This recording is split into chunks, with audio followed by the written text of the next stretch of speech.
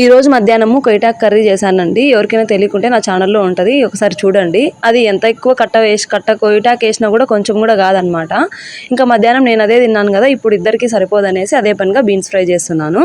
మా వారేమో ఇప్పుడు 8:30 ఫోన్ చేసి నేను ఇక్కడే తినేసి కొంచెం లేట్గా వస్తాను, వర్క్ ఉంది అని చెప్పారు. ఓకే, అప్పుడప్పుడు వర్క్ ఎక్కువ ఉంటుంది, నాకు కొంచెం ఈవినింగ్ టైంలోనే చెప్తే నేను ఇది వండకపోదును కదా.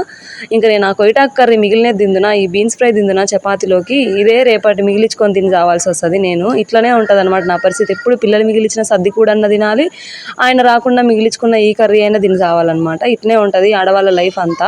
ఇంకో విషయం ఏమంటే, ఏదైనా మీరు ఒక ఎగ్జామ్ కానీ ఏదైనా లైఫ్లో సెటిల్ అవ్వాలనుకోని ఇండిపెండెంట్గా బతకాలనుకుంటే ఖచ్చితంగా అమ్మాయిలు అయితే పెళ్లి కాకముందే సాధించి తర్వాత పెళ్లి చేసుకోండి.